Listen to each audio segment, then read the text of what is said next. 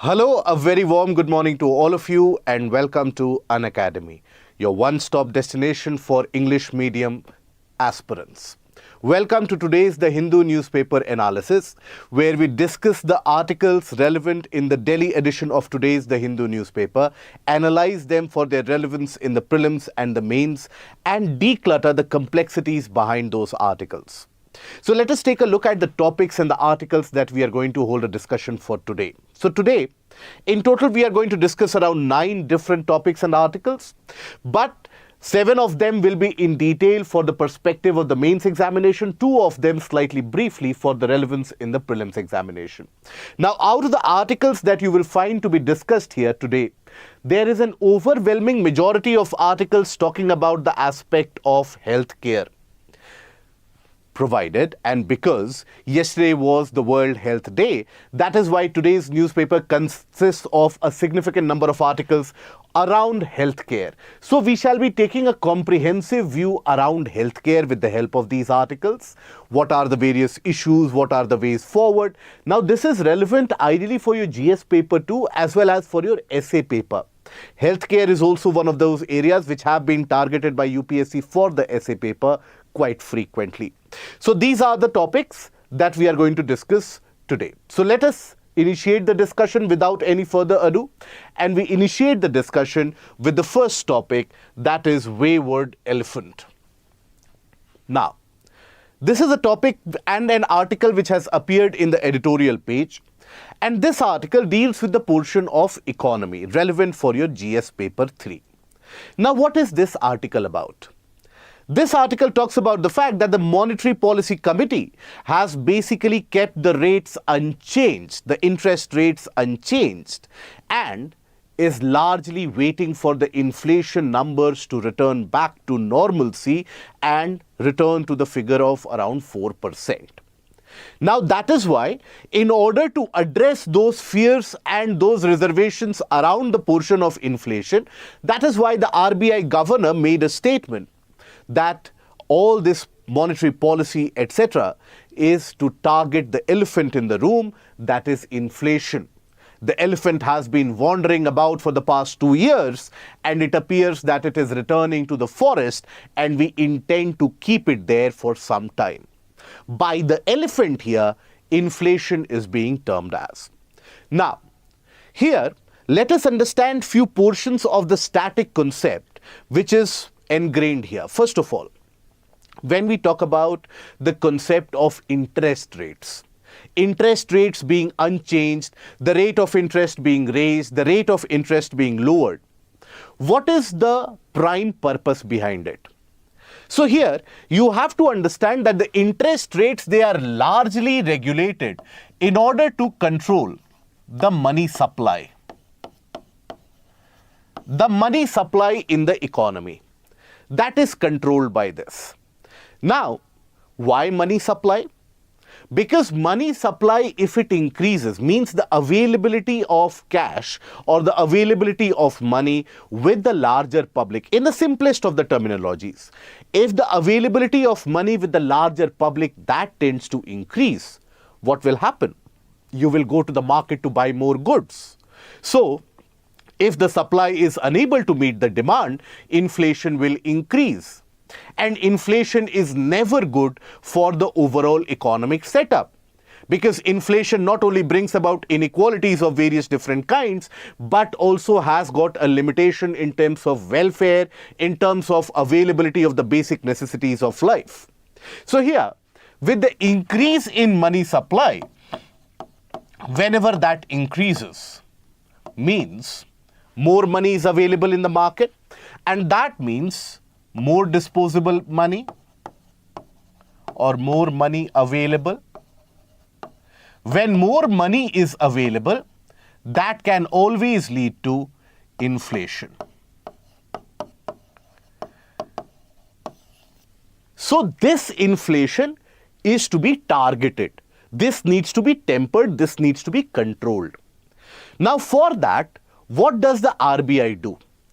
RBI, with the help of its Monetary Policy Committee, MPC. So MPC is basically a committee of the RBI, Monetary Policy Committee, which consists of the governor of the RBI as the ex officio chairman, which consists of the deputy governor of the RBI who is in charge of the monetary policy, one other member of the central bank, and three other prominent people in the financial domain who are selected by the central government. They constitute the six-membered MPC. It is six-membered. Now, this six-membered MPC, basically Monetary Policy Committee, it decides the policy rates, whether we have to be expansive in our economic stance, whether we have to maintain a neutral stance, whether we have to maintain a contractive stance, all of that in order to provide a perfect balance between growth and inflation.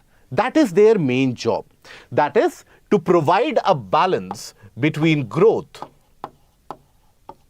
versus inflation. Now, in order to basically target this, in order to ensure that growth also happens, inflation also is kept in check, that is why this Monetary Policy Committee meets regularly and they decide upon the interest rates, whether the interest rate should be increased, whether the interest rate should be reduced, and so on. So understand the intricacy here and understand the fine points here. How is it that the interest rates can control the growth and can also taper the inflation? Very basic matter. So when we talk about the interest rates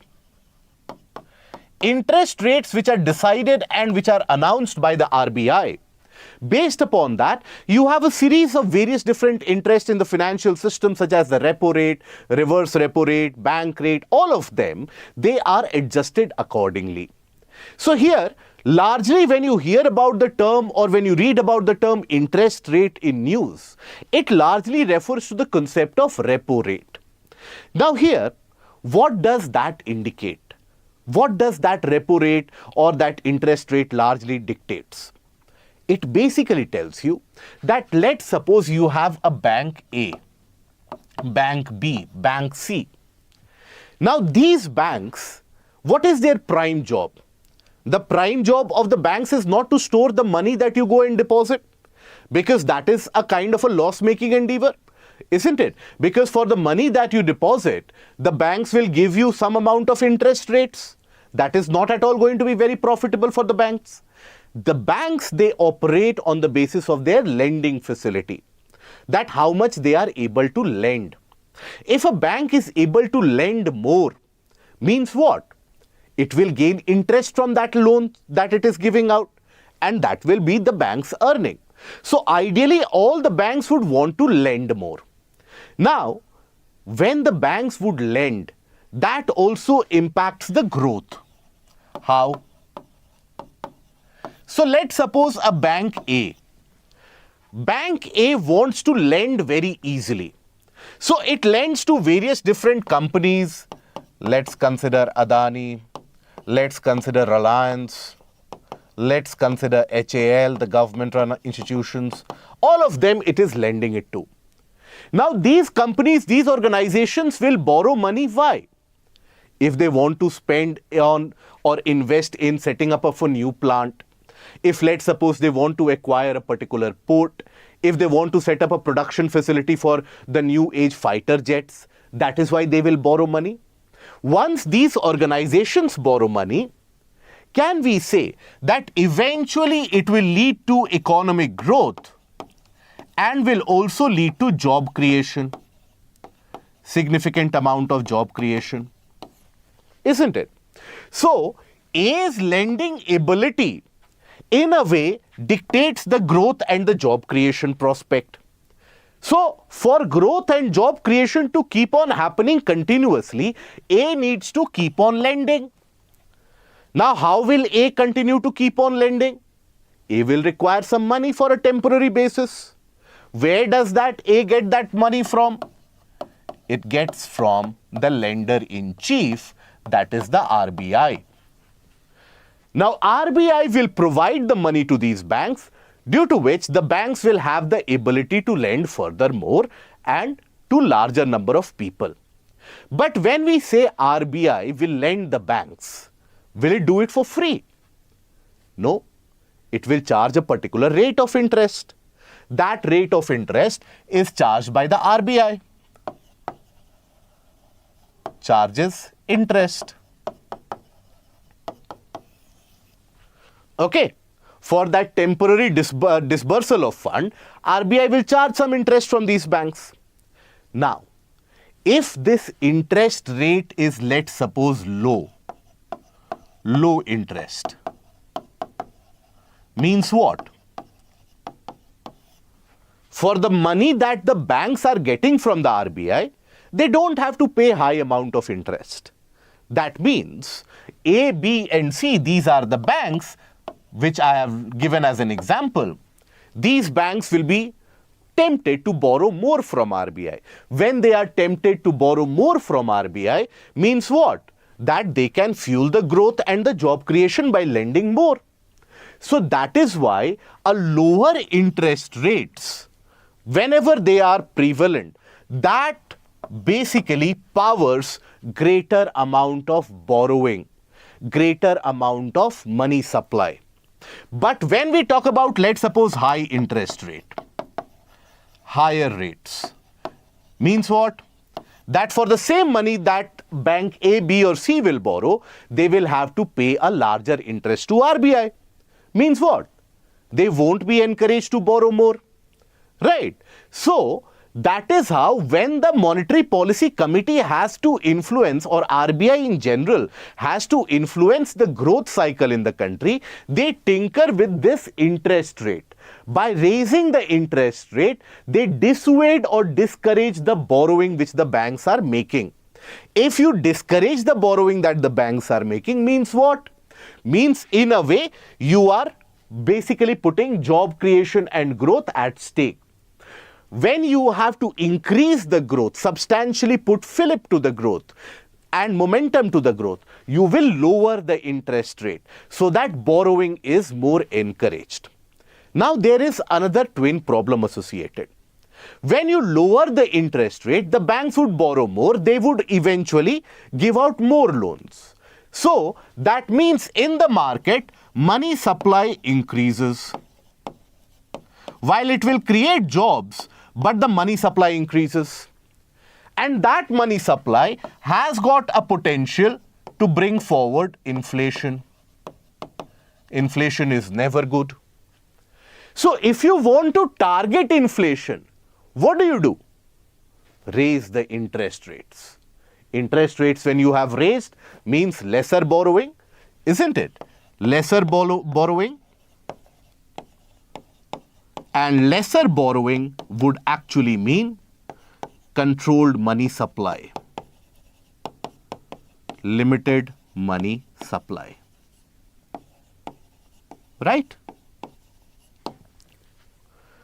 That is how RBI, with the announcement of the policy rates, tends to strike a balance between the rate of inflation as well as fueling the growth. Because for both of these, the onus lies on the central bank. You cannot let the inflation run amok. Similarly, you cannot let the growth remain very low.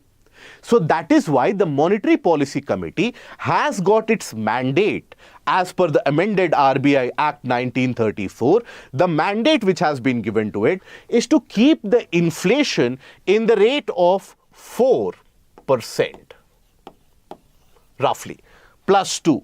So basically ±2. So around between 4 to 6% is the ideal targeted inflation rate. Okay. So 4% to 6%.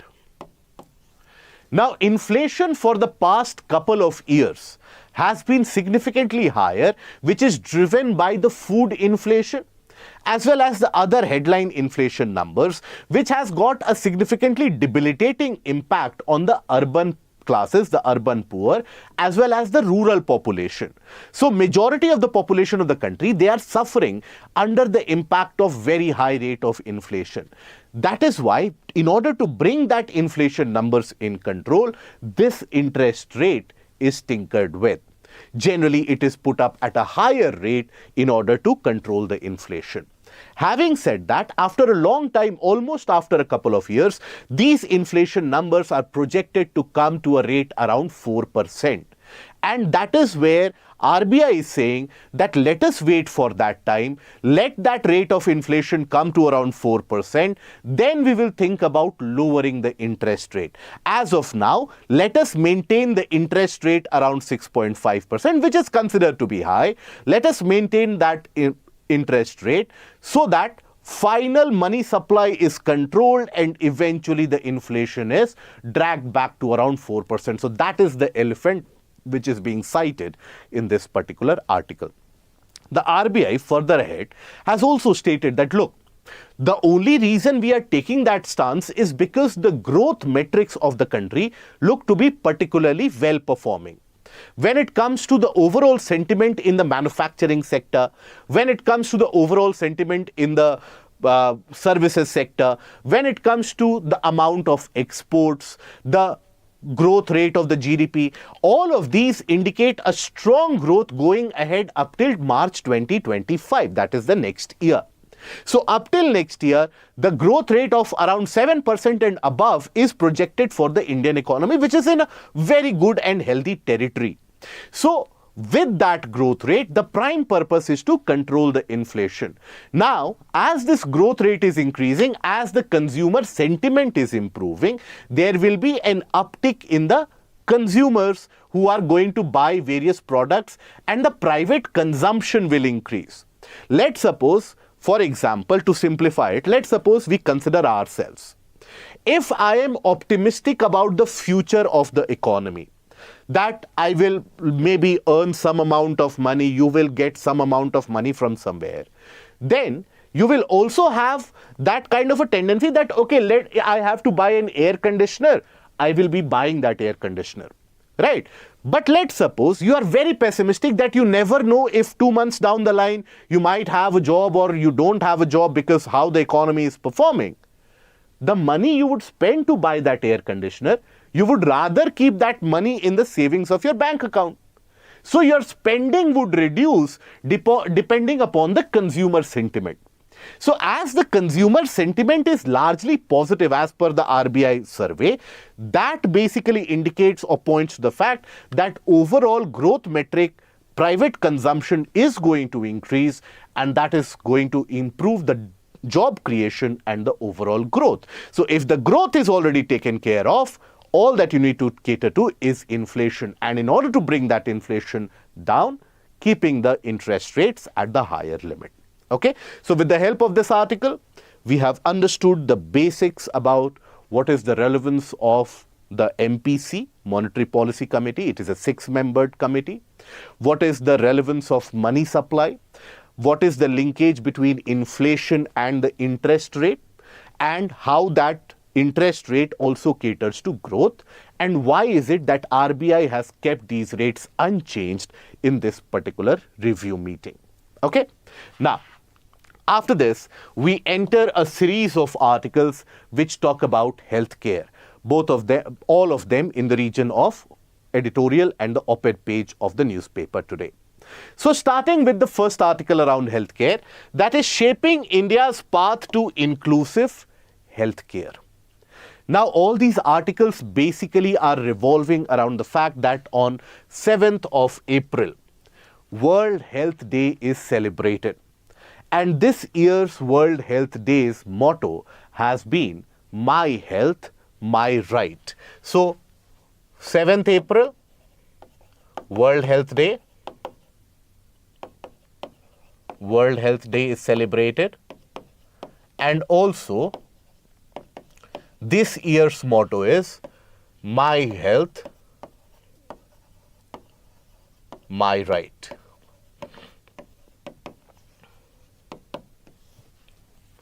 That is the motto of this year's overall Health Day. Now, the topic of the article is shaping India's path to inclusive healthcare. So, with the help of this, let us understand what do we mean by this inclusive healthcare. What are the barriers, if at all, which exist in order to achieve that inclusive healthcare? And how can we achieve that? And that is where we'll be merging various different articles which have appeared in the newspaper today. So starting with the basic concept of inclusive healthcare, which is also termed as health equity.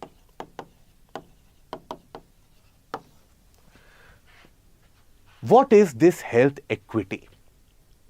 It is basic, in the simplest of the terms, the right of an individual to gain the best possible access to the health care, which will help that individual achieve the best health options for themselves and reach the best possible health outcome for themselves. Right? You, I, anyone that you know, all of them have the right in order to achieve the best potential health outcome for them. So they have the right to access that. Okay? So every individual's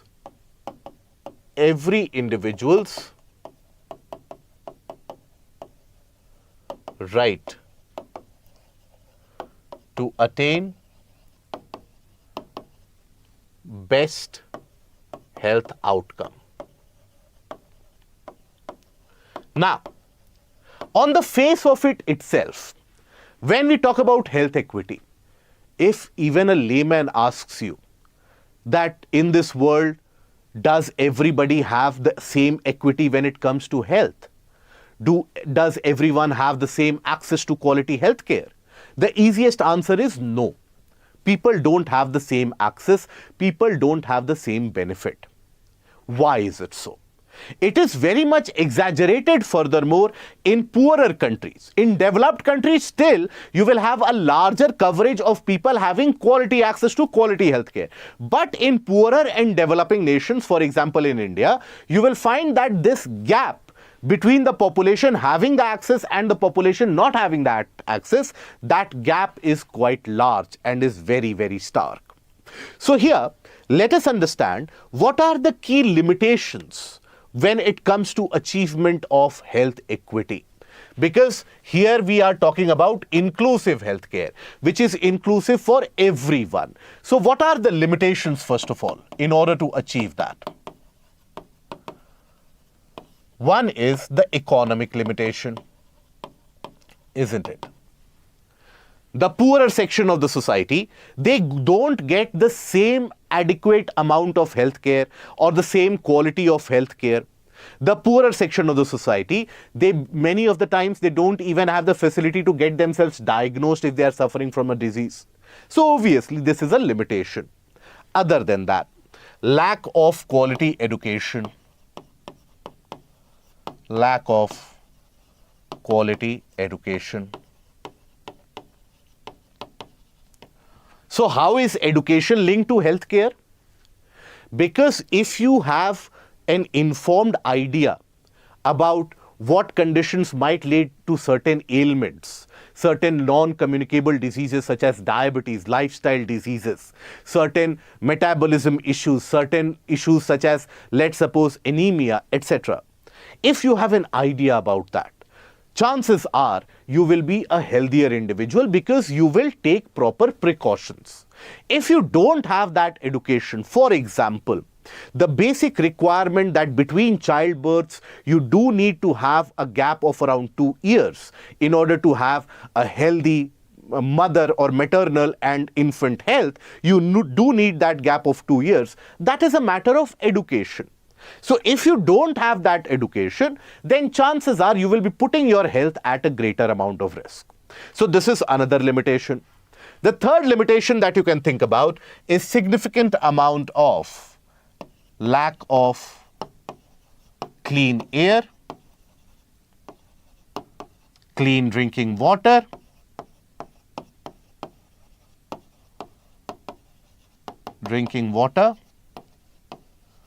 then lack of proper sanitation. Now all of this exposes an individual to greater vagaries which can put at risk the health of an individual.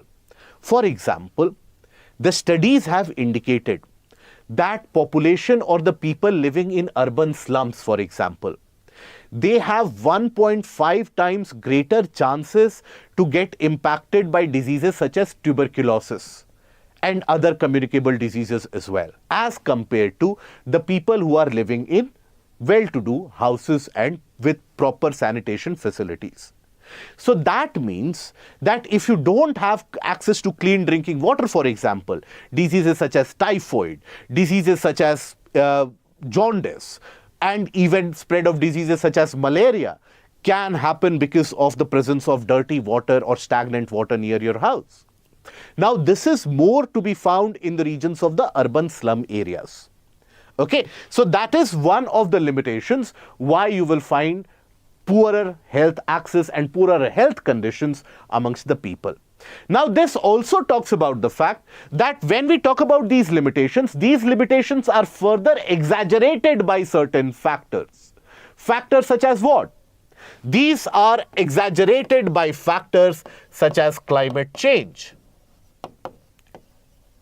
such as pandemics like the COVID, such as socio-economic discriminations.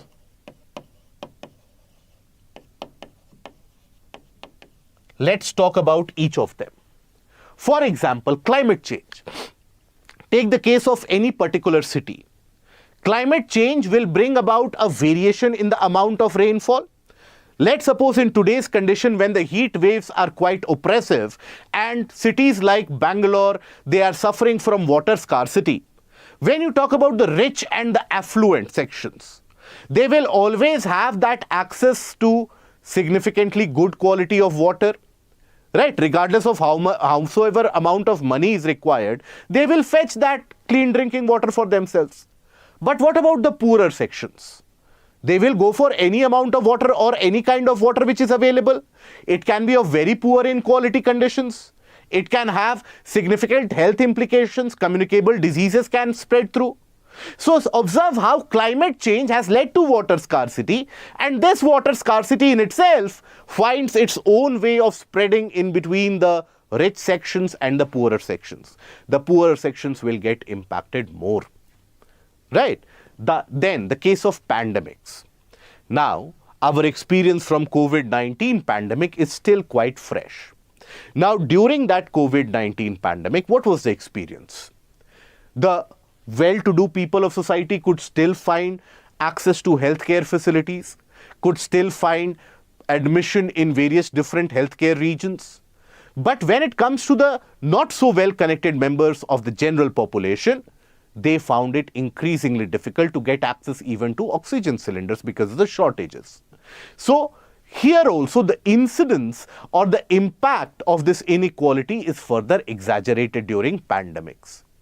Then the socio-political or the socio-economic discrimination.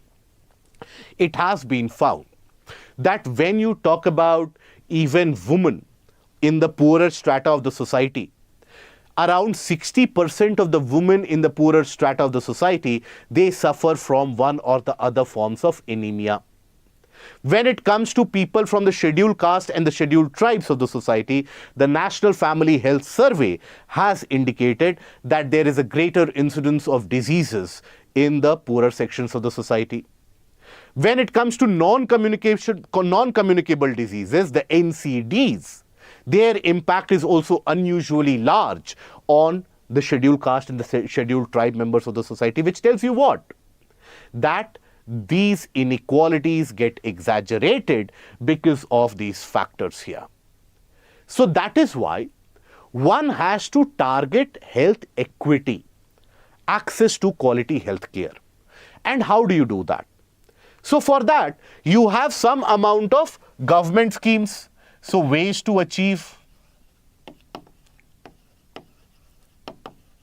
equity. What are the ways to achieve equity? So you can have the government schemes tailored around it, right? So for example, you have the Ayushman Bharat scheme. The Ayushman Bharat scheme targets the bottom 40% of the population in terms of the economic condition, isn't it? It targets bottom 40%, provides them with a kind of a healthcare coverage, and ensures that out-of-pocket expenditure is kept to a minimum. Then secondly, you also have the National Health Mission. National Health Mission. So you have the National Rural Health Mission, the National Urban Health Mission. So various different government schemes have to be tailored in order to provide a complete access and access to quality health care. Then secondly, one needs to basically provide a greater amount of paramedical staff and better equipment at the primary healthcare centers. Right? The primary healthcare centers are the ones where many of the lifestyle diseases, non-communicable diseases, and many of the various health ailments can be taken care of at the root itself, at the bud itself. Right? So that is something which is required. So improving health infra. Thirdly, health awareness through education. So the normal public and the population needs to be aware what their rights are, right? And for example, what is the ideal healthcare condition that they need to achieve. So you need proper awareness amongst the larger populace. And lastly, we need to take the help of various international agencies such as WHO, Gavi, etc. in order to design the immunization program, in order to go for the vaccination and the usage of the medicinal facilities, etc. as well, in order to provide quality healthcare to the largest possible population. So, international collaboration. International collaboration.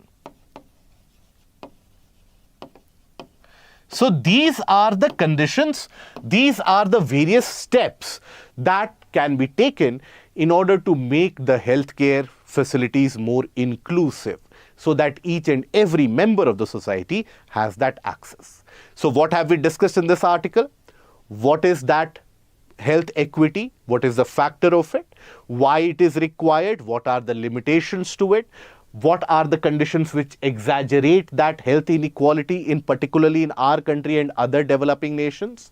And also, what are the ways to achieve inclusive healthcare? Okay. Now, then coming to the next article, that is implementing universal health coverage. What is universal health coverage? In the basic of the translation, healthcare for all, isn't it? Healthcare for everyone. Now, just a healthcare for everyone, can that be termed as universal health coverage? No. What kind of healthcare? So let's suppose when it comes to promoting a particular healthy lifestyle, when it comes to access to medicines, when it comes to diagnostics, when it comes to palliative care, you should have availability of everything. That is universal health coverage.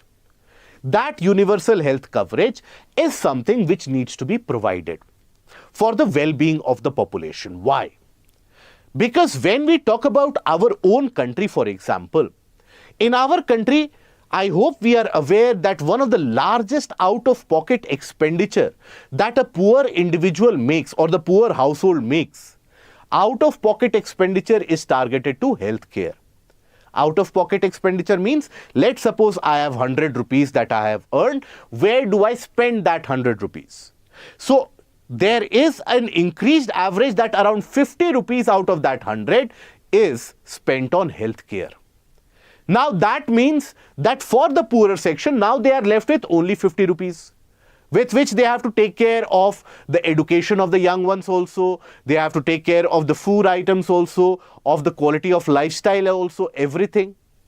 So that is where the limitations for a normal household are increasingly very stringent because of high out-of-pocket expenditure. So if you want to alleviate the poverty conditions in the rural households and in the urban slums of our country, what do we need?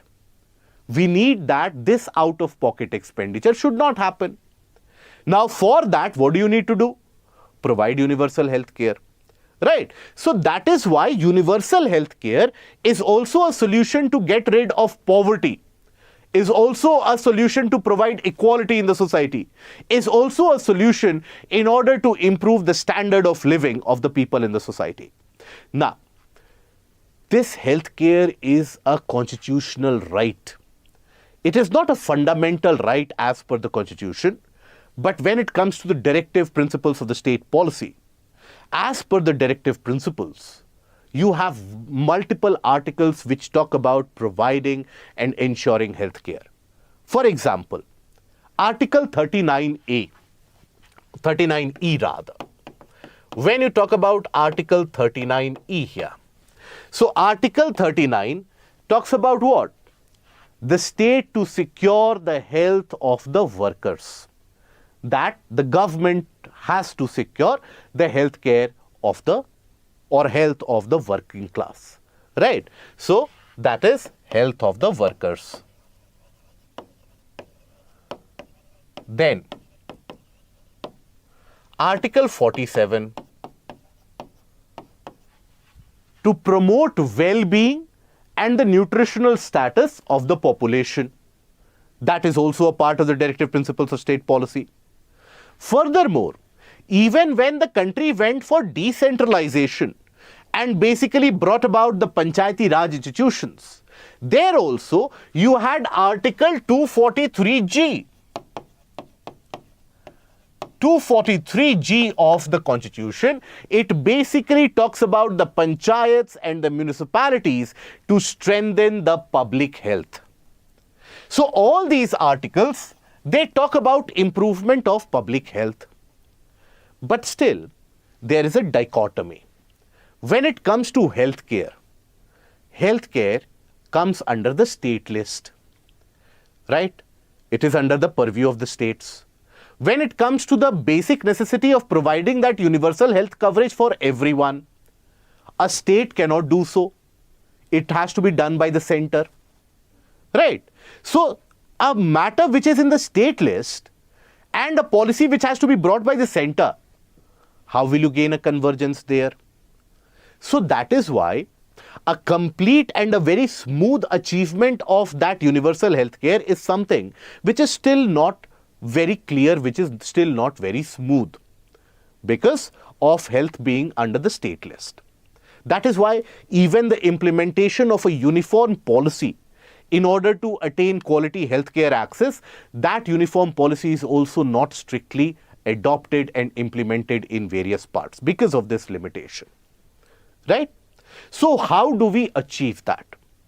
What do we do so that the larger public in general, they get that quality access to healthcare? Now here I would urge, based upon your own experiences as well, because now you all also have some experience of the society around you, try to come up with some innovative ideas beyond what we have discussed and what we will be discussing in this article. Come up with certain more innovative ideas based upon your experience that how healthcare can be improved. Other than the government should do this, the government should pump in more money. Other than that, something innovative, and write it down in the comment section of the video below. Now, when we talk about this particular healthcare, you have to understand that in order to achieve that universal coverage, there are certain things that the government can do, and there are certain areas that we can target. For example, when we talk about the population, and listen to this carefully, understand the intricacies. When we provide, suppose you are the policy maker, you have to make a policy which provides healthcare facility to everyone. In the rural areas, you will provide a good primary healthcare center, let's suppose. In the urban areas, you are basically improving the healthcare delivery there also. But what about the migrant population? Significant amount of rural-urban migration is happening in our country for the past few decades now. Now that migrant population does not have its stability either in the rural area or in the urban area. And it is this migrant population which suffers due to poor housing, poor accommodation, poor hygiene, poor sanitation, poor drinking water, poorer air. They are the ones who suffer. So for them, what is the solution? So that population needs to be targeted. And here, a state-center partnership can always work. Let the state provide a framework for benefiting the healthcare situation of the migrant workers, as Kerala is doing. Now, for the amount of money that is being incurred there, let them be distributed between the center and the states, so that all the states are encouraged to take care of the healthcare facilities of the migrant workers. In that, what will happen? The overall well-being in the society will improve. That state will benefit. Because understand, as per the estimate, the economic burden of non-communicable diseases alone in India by the year 2030 is going to be a whopping $6 trillion. Not only in India, but the developing nations around us also. But think about it. An economic ramification of close to around $6 trillion. So well-being of the society is very much required. So let us list down the steps. First, healthcare to migrant workers. Okay. Here, we can always go for the state-center collaboration. Even though if there is a center-state collaboration on any subject, on any topic, it is always a welcome thing. But this is where it is urgently required. Then, there is another issue which the larger public face. When they go to the hospital, let's suppose for reimbursement or for a health checkup, and they want the reimbursement under Ayushman Bharat, etc., that is not a smooth process. And that is where over-the-counter money is also demanded by many of the hospital officials. Again, an out-of-pocket expenditure. So that reimbursement process for the various schemes under the National Health Mission, under the perspective of the Ayushman Bharat scheme, that reimbursement process needs to be smoothened. Smoothening of reimbursement processes.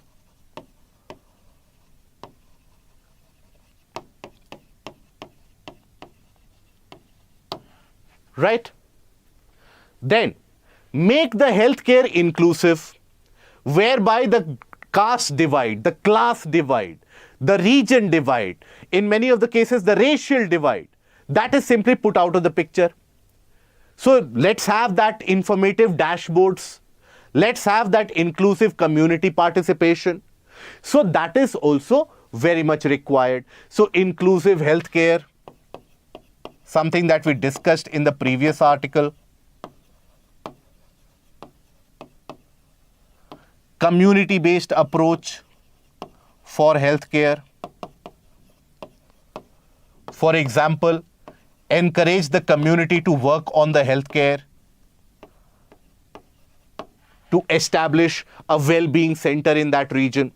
So these are some things that can be done. But there is a crux to it all, or there is a key point to it all. And that is improved budgetary allocation. If you want to provide healthcare as a right, if you want the individuals to avail quality access to healthcare whenever required, our budgetary allocation needs to go up. In the competing economies in the region, for example, Thailand, in regions, for example, Turkey, they are spending close to around 3.5% to 5% on healthcare.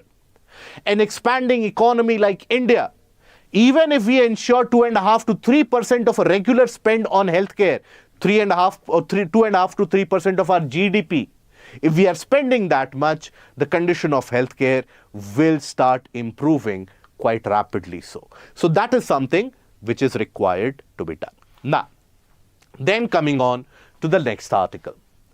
Now, this article is again prioritizing health for a sustainable future. Now, this talks about the health technology. and inclusion and utilization of technology in the aspect of healthcare. So basically, when we talk about the inequalities, the inaccessibility to healthcare, etc., technology is that sole weapon, that sole solution, which can provide a solution to these inequalities, these inaccessibilities. A quality healthcare stands on three important pillars. Three pillars for quality healthcare, if you consider. So you have three pillars. What are the three pillars for quality healthcare? One is health infra. For example, in any region, if the primary healthcare centers are doing well, that region's overall healthcare indicator will be performing well. Why? Majority of the diseases, as we have already talked about, can be cured at the primary healthcare centers themselves. Right? So that needs to be there. But most of the primary healthcare centers, they either lack doctors, they either lack buildings. If they have them both, then they will not have machineries. If that is also present, there will be a strike call. So that healthcare infra needs to be there. Okay? Then, here this includes primary health centers. Then after that, skilled manpower, the paramedical staff, okay, that paramedical staff needs to be there. Paramedical staff needs to be well trained. Availability of even doctors, for example. Majority of the doctors in our country, they are situated in the metros, metropolitan areas. But the larger bulk of the population lives where? In the non-metros. Right? So majority of the healthcare professionals are living in the regions where the population is less. So that is why that skilled manpower, not only the number has to increase, but also they need to be distributed more equitably. For example, the doctor to patient ratio in our country, that is very, very poor. For 1,000 people, we have very little number of doctors, which is much lower than the WHO prescription as well. Right? So here we need to improve the doctor-patient ratio. Patient ratio. We need to improve the skill level. And we also need to improve numbers and representation in the rural areas. Okay? And the third pillar, which will ensure quality healthcare, is the role of technology. Technology is very, very important. In the modern day scenario, availability and access to technology can mean a difference between someone surviving and leading a healthy life and someone whose disease is not even being diagnosed and they don't have much of the options. So technology has become an enabler. And when we talk about tech, availability of tech in healthcare, that has improved multiple different aspects, made healthcare more equitable. How? For example, nowadays with the help of technology, you can track and monitor your blood pressure, your blood sugar, whether you are pre-diabetic or not, whether you are suffering from hypertension or not, whether the conditions of the heart or the cardiac rhythm, whether that is being asymmetric or not. So you can be, or you as an individual will be able to track your own health meters and parameters. That is a significant help, because that helps you get rid of that non-communicable diseases section or take proper care for that, isn't it? So monitoring and tracking of health has become much easier. And tracking of health. Okay, that has become much easier. So this gets rid of the issue of non-communicable diseases. Its incidence is anyways very large. 60% of the fatalities in India, they end up happening because of these non-communicable diseases. Okay, and this is not a small number. When we say 60% of the fatalities, we are addressing a huge population. Then, Diagnostics in general have improved. When we talk about the quality of CT scans, the quality of MRIs, there the diagnostics have improved. Now we are able to look at a disease, look at the region where the impact has been, and also think about the ways to cure them. Medicines and its delivery, medicine delivery with the help of nanobots, that has also improved with the help of this technology. So technology has been an enabler, a larger enabler in the overall setup. Now this technology needs to be much more accessible as well. So that is why if you take a look at the overall role of technology in the healthcare sector, that has always been positive. As a country, what we need to do, we need to be investing more in this technology. We need to develop much more affordable medical instruments, for example. The better quality of imaging, sensors, better nanobots. That is where our R&D funds has to improve.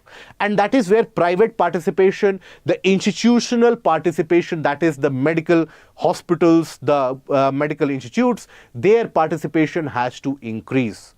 This will all improve when the overall utility or the allocation of funds as a proportion of GDP, ideally that should reach around 5%. So that is the overall solution, overarching solution for all the various different articles and issues that we have been discussing.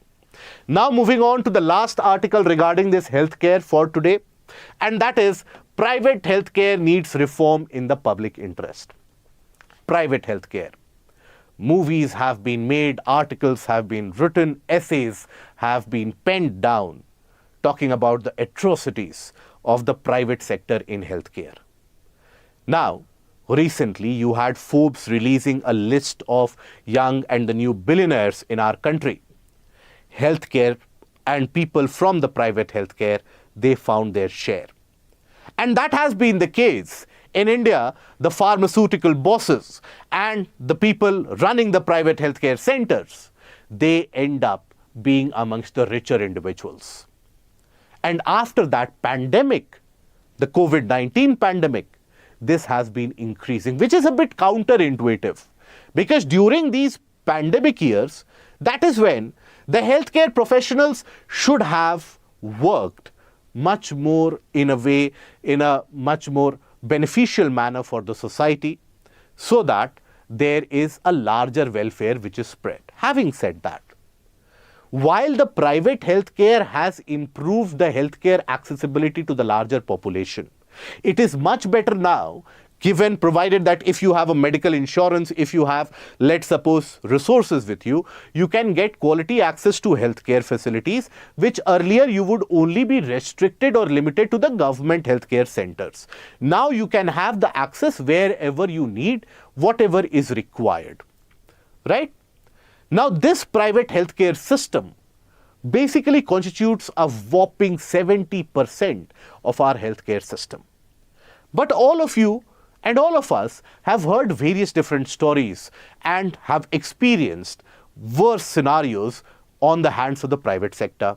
For example, you go to hospital A, 5 lakhs are charged just for admission and diagnostics. You go to hospital B, they will tell you that those 5 lakhs are ill spent. Give me 5 lakhs, I will give you a better diagnosis. Go to hospital C, they will tell you that all the earlier money was misspent. You need to go for a surgery, remove this organ, and 10 lakhs will be spent. So as a result of that, there is a mistrust which has developed in between the larger populace and the private sector. So this article talks about the fact that the urgent reform is required in the private sector. Only in that scenario, the overall healthcare sector will improve. Otherwise, the private sector will keep out churning billionaires after billionaires, and the larger population will keep on incurring more out-of-pocket expenditure. So what are the reforms that have been suggested? So when we talk about the reforms, first of all, amongst the reforms, let's talk about the reforms here. Amongst the reforms which have been suggested in the private sector, first of all, there needs to be a transparency. and a cost cap. Now, this is something which was highlighted by the Clinical Establishment Rules of 2012. The Clinical Establishment Rules of 2012, they talked about the fact that there should be a standardized rate card and that each and every consumer should be aware of that. It should not be an arbitrary amount of money that you charge at the end of it. Now, it is because of this lack of transparency that hospital A for the same procedure will charge you 5 lakhs. Hospital B will charge you 7 lakhs. Hospital C will tell you I'll do it in 2 lakhs only. Who will you trust? So that transparency in terms of the procedure that you incur, what is the cost involved, what are the equipments involved, that needs to be common and it is not difficult to achieve so. When you talk about even the Ayushman Bharat scheme, various hospitals empaneled in the Ayushman Bharat scheme, they take their reimbursement from the government for the out-of-pocket expenditure by the individuals, they take their reimbursement. Now for the reimbursement, they have a fixed rate. So if they have a fixed rate at which they take that money from the government, why can't you have a fixed rate for the larger population also? So that is where transparency is required. Secondly, there needs to be the rights of the patients which needs to be cemented. But first of all, there needs to be also a consistency in terms of the procedural analysis. For example, for the same stomach ache, if an individual is telling you that you have a stomach bug and another hospital is charging you 10 lakhs and is telling you it is your appendix which is an issue and you have to go for a surgery, that brings about inconsistencies. For example, for an eye ailment, you go to someone, they say that you need a major operation, other one simply prefers you or refers certain glasses to you. That inconsistency is one of the major ailments in our healthcare setup. So there needs to be a consistency of procedure which needs to be established. Then after that, for example, each and every patient should have a right for second opinion. Each and every patient should have a right to know the diagnostics. It should not be the case that we'll tell you the diagnostics after you have passed away. What is the problem? We are also analyzing, something will happen, we'll let you. So that right of the patient for clear diagnostic, for knowing what kind of medicines are prescribed, for the second opinion, and also the right over the body. In case of individuals who are not able to survive, the deceased relatives, you have the right to body. So that is where right of patients needs to be respected. Okay? Second opinion, that is a right to second opinion, right to diagnostics,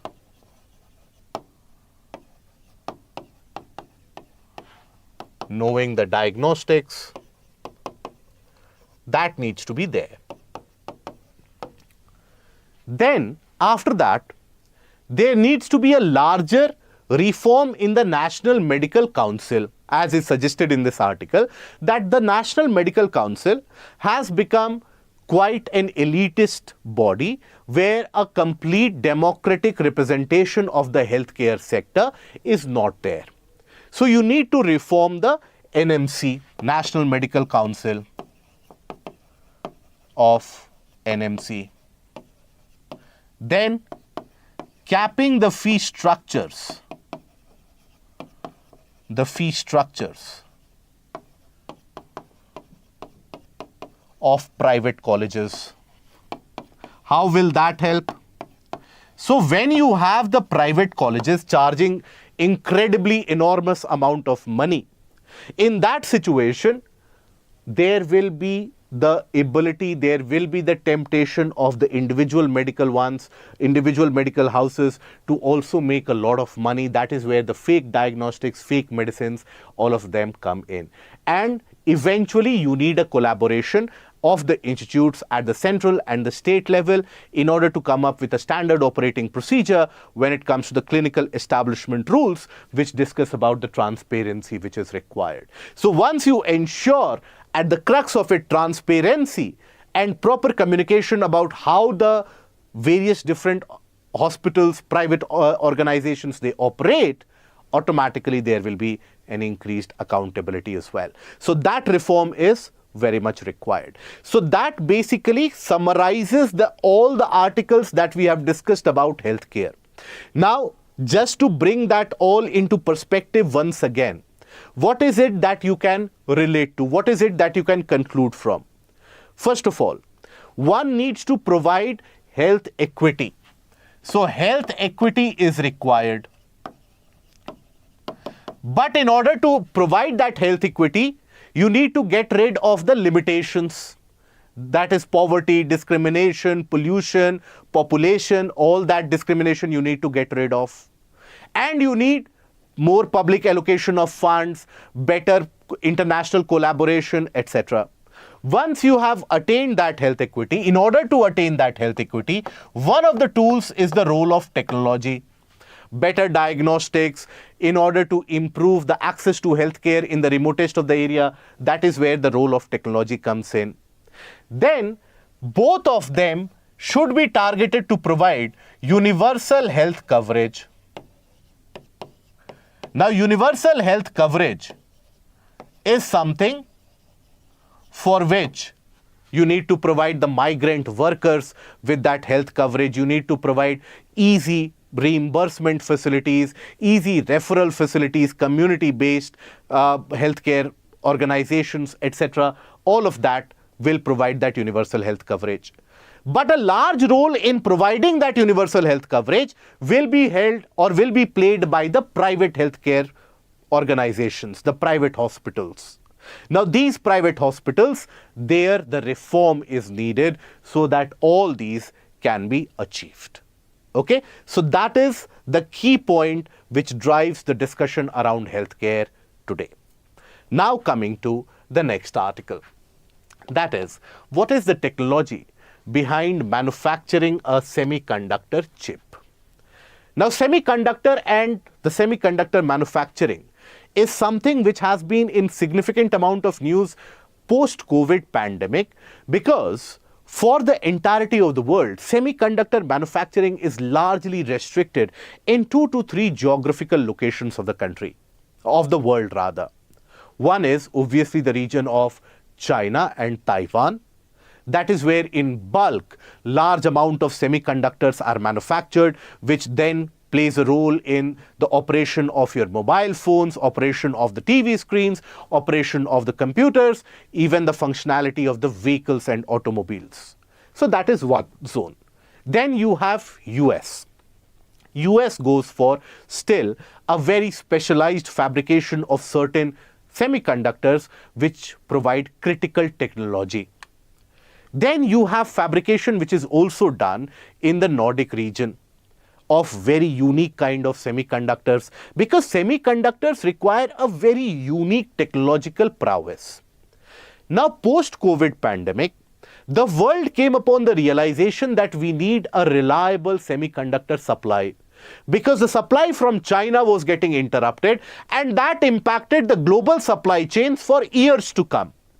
So the world wanted to develop that semiconductor prowess. Now, India and US have been amongst the front runners when it comes to providing incentive to the sectors which are entering into the semiconductor industry. While the US obviously has the capability to invest a lot more, is investing close to around $100 billion in order to improve the semiconductor manufacturing in our country, we are doing it on a smaller scale. And organizations such as Tata, they have basically invested in the semiconductor business, and they are slated to come out with the first chip in around 2026.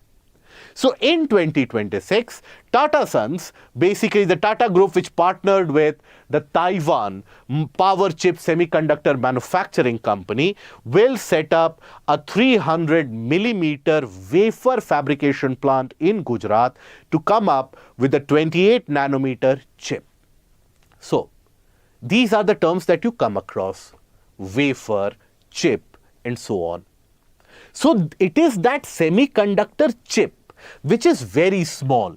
The size is 28 nanometer, which will be developed by Tatas. But overall, if you take a look at the size of these small chips, they come in various different dimensions: 45 nanometer, 28 nanometers, and so on. It is this chip which consists of various different circuits which provide that computational ability within the devices, operational discretion in the devices, and that is what makes the devices operate. Smaller the chip, better is the quality or the efficiency, because in the same small size you are able to fix all the circuits required. Now, for this chip, so this is a chip. What is a wafer then? So when you take a look at the wafer, this is what a wafer looks like. This is very, very thin. It is made up of a semiconductor. What is a semiconductor? Semiconductor. It is not a complete conductor. It is not a complete insulator. So that is what a semiconductor is. Semiconductor. Under normal conditions, it largely behaves like an insulator, that it does not allow the flow of charged particles through it. But when certain mixtures are added, then that provides a circuit for the flow of charge. Those particular mixtures or additions, they are referred to as dopants. So under normal conditions,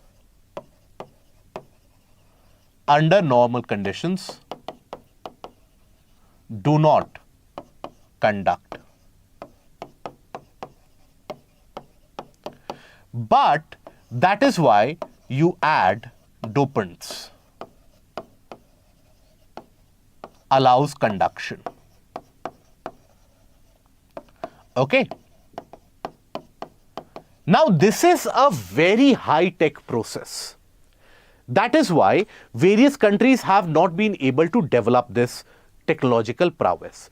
Now this wafer that you see, the size of this wafer is largely 300 millimeters, 450 millimeters, and so on.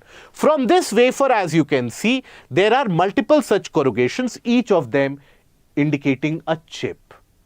And the thickness of the chip is what matters. Thinner the chip means your mobile phones can be thinner, means your computers can be smaller. Thinner the chip means even the space rockets that you launch, they can have much more computational ability in a much more smaller space. So smaller chip manufacturing is the key point. But from these wafers are where the chips are cut off. So if these wafers are large enough, means it is economical. From the same larger wafer, now you can cut off 50 chips, 100 chips, and so on. So that is where the various countries, they are trying to expand their ability, improve their ability to manufacture large wafers but smaller chips. Okay, large wafers and smaller chips. So that is the endeavor that the organizations, the companies are working towards. Here through this article, let us very briefly take a look at what the process of manufacturing of a chip is about. So first of all, a semiconductor, if you consider a semiconductor, that semiconductor with a silicon substrate, silicon nitride, silicon dioxide layer, that is the semiconductor. On top of it, you have a photoresist, which is layered. Photoresist is resistant to the influence or the impact of light. That is a synthetic material that you layer there. Now, that is what the silicon wafer appears to look like. This, what you see here, that is what it appears to look like. After this, the chip designing and manufacturing process takes place. So what do? In this, you'll project light in various different transitions. You project that light. So in all the areas where the photoresist is not there, that area is removed by the light, right? And exposed photoresist is basically removed. Areas unprotected by photoresist, they are eventually etched and marked by the glasses. That ends up making the circuits there. And these circuits, they are then added by the dopants. Those dopants help to conduct, and that is how circuitry is developed. So that is how basically by masking some of the portions of the semiconductor, eventually you add dopants there, and that is how you manufacture the semiconductor. Smaller the semiconductor, better and more efficient the devices. That is where India is striving ahead. Okay? Now, coming to the next article. Unnecessarily complex GST needs urgent reforms. That is something which has been put forward by Kelkar, Vijay Kelkar, who headed the 13th Finance Commission. He had worked in various different high positions in the government of India in the finance department. Now, Vijay Kelkar basically argues that, look, GST in its present form is absolutely untenable in terms of the arbitrary number of rates that exist. You have so many various amount of rates, and those differing value of rates means there's a lot of scope for tax evasion, of fake invoicing, right? So these issues are very prominent. So in order to streamline that issue, you need to have a unified rate. Now, how do you get a unified rate? So by rationalizing the various different rates. Kelkar basically suggests that all the GST rates should be capped at around 12%. So that there is a spurt or a boost given to the manufacturing and the other sectors as well. Now, this 12% will ensure that you have uniformity, easy tax detection, and very difficult tax evasion, if at all. Other than that, it has also been suggested that there should be a kind of an independent secretariat for the GST Council. Because when we talk about the GST Council, the secretariat work is performed by individuals posted in the union government. Now that leads to suspicions rising amongst the states, because GST Council has got the representation of the states as well. So if you have representation in larger number of the union government, the federal structure is something which is looked at suspiciously, and many of the states don't confide in them. So this is one of the suggestions. Other suggestion that Vijay Kelkar also put forward. Now these are some of the suggestions that you have to keep in mind. First of all, uniform rate. This you can write in the form of, let's suppose, a question that GST has improved the overall revenue, but still there are miles to go, right? Many things to achieve. So what is there to be achieved in order to unlock more potential? That is where you provide these kind of suggestions. Uniform rate, so that no evasion or very difficult to evade taxes. Secondly, GST Council needs to have independent secretariat.